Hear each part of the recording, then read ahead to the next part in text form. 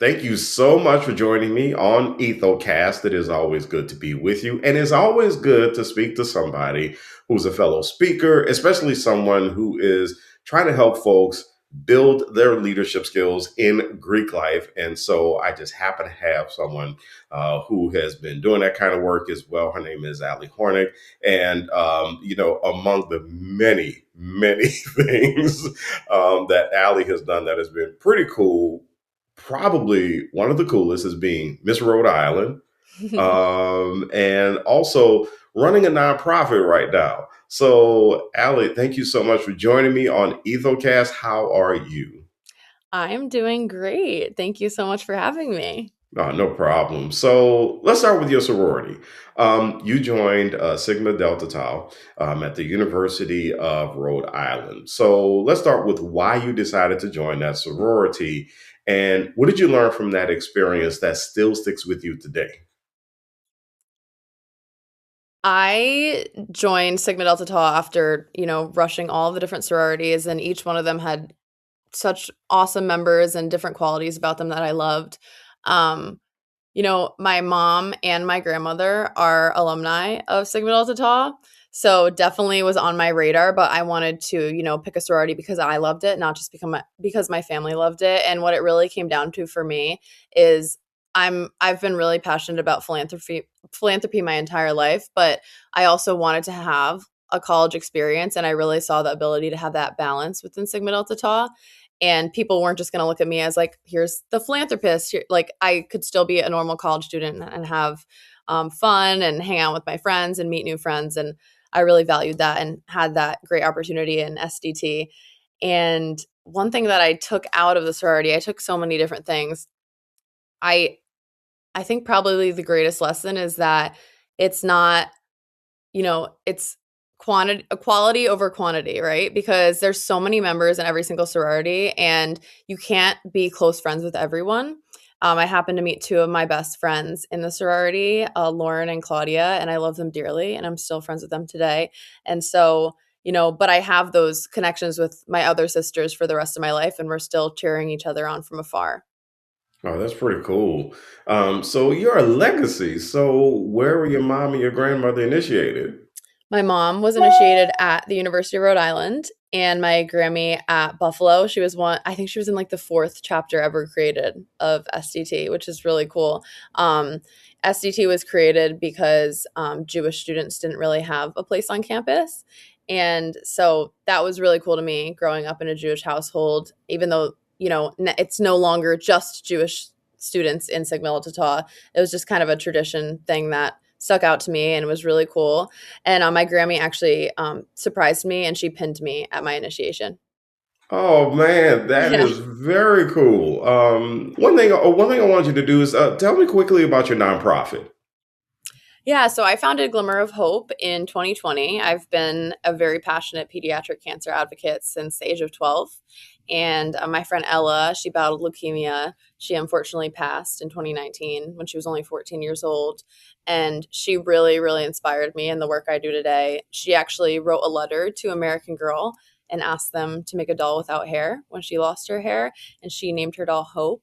So now we give out those dolls. We give out dolls with hair. We do photo shoots. We do a really big Christmas program. And we also have our biggest event of the year coming up in June. It's called Glimmer Gala. And we have about 50 childhood cancer fighters and survivors walk the runway with local mentors. And it really is the joy of my life. And I started it, out of my room in my sorority house. So it's super special how it's come to fruition. Did you get support from your sorority sisters when you were Oh, building the absolutely. nonprofit? Yeah, Glimmer of Hope actually was uh, one of the beneficiaries of a large fundraiser that we had at URI. We also initiated an honorary sister that was a friend of mine who battled cancer, and my sorority did a couple fundraisers for her. So it was really cool to see them kind of rally around that. And when my friend Ella passed away, they were very supportive. And I remember for her birthday, we all tied pink ribbons around the trees on campus. It just meant a lot to have their support. So you do a talk entitled "Unveiling Purpose Through Pain." What motivated you to create that talk?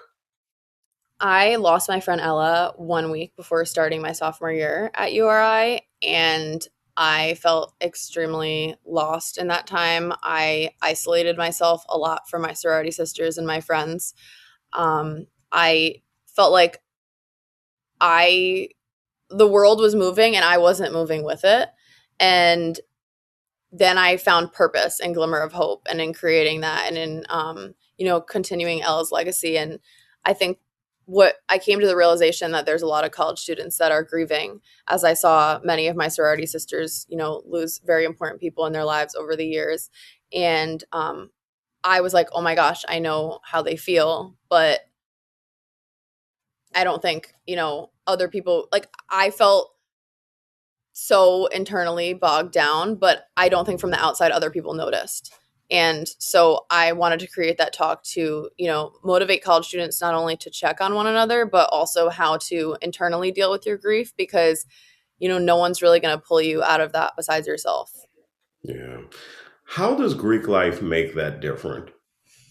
Dealing with grief or some sort of pain, I in think your that opinion? there's pros and cons to being in Greek life. The pros being that you are surrounded by a big group of people. Sometimes that big group of people can feel like, too big and too overwhelming. And for me, like, I just remember when we were filming like our recruitment video and I just got in my car and I started to drive to the sorority house and I just started to cry and break down and I had to turn around and go home. Because sometimes when you're in a group that big, you can feel very alone. But I think the other end to that is that I did have my really close friends and I was able to lean on them in that time, who I met through my sorority, which was really, really special. I also think, although when I was grieving, I didn't want to go to any of the events that had to do with Greek life. I just wanted to sit in my house. It is a distraction and it, serves its purpose to, even though you feel so alone and so drained, it can kind of make you feel normal, even if it's just for a few minutes. Yeah, yeah. That's come up a few times on the podcast when I've spoken to people about, what it's like to be in a fraternity or sorority and to go through something, how we tend to have a couple of things going at the same time. Yes, Mhm. we do have the support system, but at the same time, we feel a need to mask whatever's Yeah. happening because so many of us can get into perfectionism. And so many times we can say, well, I don't want anybody to see me like this, Mhm. especially someone who's not Greek. Yeah. Or I don't want my frat brothers or my sorority sisters to Mhm. see me like this because I just don't want them to see me breaking down in some way. So it's Yeah. interesting how that's come up a few times Mhm. on the podcast. And when you think about that, I want to tack on to that. What does it look like to be a leader in those moments when you are dealing with whatever it is that you're dealing with, especially as a college student? How did you feel as a leader, even without some sort of office or anything, but just knowing that you have those sorority letters on and Mm. there are expectations? Does anything come to mind? Yeah, I mean, I also was actually serving on my executive board at the time that this happened, and, Mm, um, that was really difficult because I think, you say masking and, like, I don't even know if I so much felt like I was masking. Of course, I wasn't, like, crying and breaking down every single time that I walked into my sorority house, but hmm. I think, college girls, they don't understand, and although I felt like, "Oh my gosh, I must look awful. Everyone knows what I'm going through. Everyone knows that I'm so upset." Girls that I necessarily wasn't, like, friendly with probably looked at me and they're like, "She's fine," and they didn't know, Yeah. like, the depth of my relationship with Ella, so it was hard for them to understand, like, why wasn't I keeping up with my tasks? Why did I wanna live in, a room alone instead of share a room with another member of the executive board? And I butted heads with the executive board a lot because I think, the 5 phases of grief, I was dealing with anger, I was dealing with sadness, and I didn't didn't know why the executive board wasn't always receptive to, like, I was like, "I'm going through this big thing, how do you not understand that?" And, like, now looking back, I'm like, Do I see that in other people? No. I don't know if someone just lost their mom, if someone just lost their friend. You don't know. So Right. you Yeah. just go on about your day and act normal. Um, but I mean, I think it happens. You have to go through grief to see grief in other people, but so it was really important to me when I realized that another member of my sorority was going through something that I could be a hand for them to hold, but at the same time, I could have walked by a member of Zeta, for example, and not known. So, um, I definitely struggled a lot, um, and it was mixed emotions on the end of you know being a leader because I dealt with a lot of the side effects of grief, one of which being memory loss, which I didn't even know was a side effect of grief until years later. And that not only impacted me in my classes, but it really impacted me as the secretary and being a member of the executive board because I would forget to do stuff. I would forget to do tasks. I would forget about meetings. I wasn't motivated. And again, it was hard for other people to understand why. And again, everyone's in their own lives, they're going through their own thing. So they're not necessarily thinking like, well, Allie's going through this. Like Hmm. this might be why she's not on top of her game. Like I felt like I got that response from most people for like 2 weeks. And then after that 2 weeks was over, even though I was feeling the gravity of that grief for years and still feel it today, but the heaviness weighed on me for at least 2 years while I was in school. Yeah, thanks a lot for sharing that because I just think I think that's one of those things that a lot of folks don't necessarily they don't a lot of times we don't necessarily think about that sort of thing. And I think we just go along and we try to get along a lot of times. Mhm. You're listening to Ethocast. I'm Eddie Francis, and we are speaking to Ali Hornung, and she is a speaker. Also, she is a nonprofit leader, Glimmer of Hope Foundation. And also in speaking, she talks about helping students unveil their purpose through pain. So when you think back to your college days, and about the students you currently encounter, do you find that it's common for fraternity and sorority members to try to mask their pain? I mean, we talked about your experiences, but do you still see that in current students when you run across them?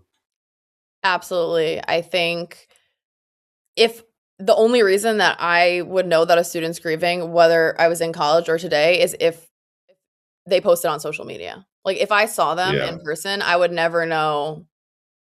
I would never see a reaction enough to know. Like, they would just act completely normal. And, like, again, like, that's what could be said about most grieving people, but especially students.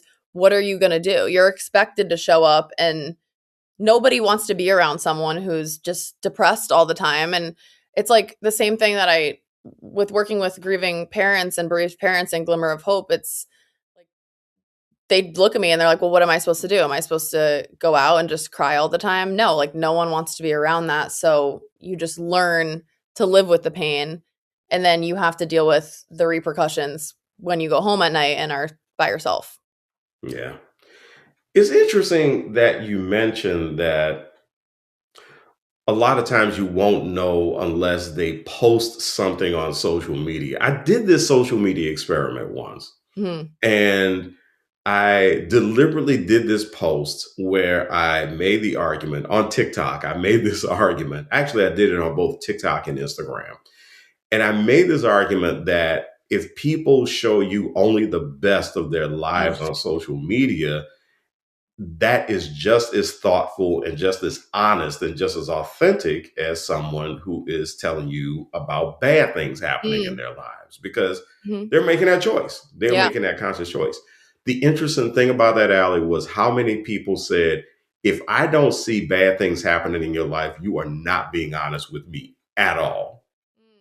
Mm. And I thought that was so interesting. The real reaction was on TikTok. That's where people seem to really disagree with me It's about interesting. that. But it was so interesting how there seems to be this thought that if I can't see you struggling, then you are hiding something. And Yeah. I do not know who you really are. Mhm. And it's interesting how people feel as if you were somehow obligated to share your Mm. pain on social media. And so I just find that interesting I find that very interesting when you said the only way you can find out what someone is going through sometimes in the current, among the current generation, is if they do tell you about the bad stuff. And so that is so interesting, or at least the only way you can find out is if they post it on social media. Yeah, it's a double-edged sword too, because if you don't post about it, like you said, like, oh, you're not honest, you're hiding something. Oh, like you're not actually grieving. You're being fake. You're so and so, whatever. But if you do post about it, then it's like, oh my gosh, she wants attention. She blah blah Yes. blah. Like, so it's like, how how much am I going to trauma dump on social media? I'm allowed. I really am just of the opinion that everyone grieves very differently. But for some reason, especially at a college age, grief is so judged. Like no Yeah. one, and it's funny because I felt like the people who were judging me a lot of the time had no idea what I was going through. Yes. Yes. And yeah, so it is a very, very interesting concept. And um, I don't now, the older that I get, I don't feel any obligation to share, to trauma dump on social media. I know what I'm going through. I don't need to post about it. And if somebody is going to judge me for not posting about it or think a certain way about me, that's says more about them than it does about me. But see, you have an added layer though. And I'm interested in hearing about this. What about this added layer of being a public figure, of Mm. somebody who was Miss Rhode Island? Um, how does that add to it, especially when it comes to dealing with grief, and especially with being a public figure with the social media presence? How does that add a layer to it? I guess as Miss Rhode Island, I encountered a whole new audience that didn't necessarily know me and my story. So I definitely posted a lot more vulnerable things. Like I used to post a lot when Ella first passed away, writing and posting it was very cathartic for me. And so I kind of utilized that with my audience as Miss Rhode Island as well, so that I could feel like they got to know me in an authentic way. Um, and one other thing about being a public figure and being Miss Rhode Island was that I knew I stepped into that role to help other people. And I knew that if I was ever going to be in a position of being a public figure, I wanted to give others permission to express their pain and express that publicly if that's something that they wanted to do, or sit in that privately if that's something they wanted to do. And I knew that by being that person and being vulnerable, especially on social media and also in person in front of high school, college students, that invited them to express that same vulnerability. Yeah. So let's talk about helping people move forward, especially fraternity and sorority members in college. How can they be an example of support for students? Really helping their fraternity brothers or the sorority sisters deal with some sort of pain. But how can they be an example for people outside of fraternity and sorority life? What do you think? I think it starts at the top. I think it starts at the executive board and it kind of trickles down from there. I think the one of the issues within sorority and fraternity life right now, I would say probably more sorority than fraternity, is that the executive board feels like they're a hierarchy rather than an example for their members. And this, not only the president, because we can't put this entire load on the president. Everyone on the executive board needs to, be that person that's checking in on their members, be that person that treats every member equally, not just their friends, not just who's in their pledge class. And that kind of sets the example to the rest of campus, right? Because if you have a strong leadership within a chapter, and then that means the rest of the members are happy and feel fulfilled and feel supported. And then that trickles out to the reputation of the fraternity and sorority and their example of leadership on campus. Yeah. It's funny whenever I've had these kinds of conversations with my college frat brothers.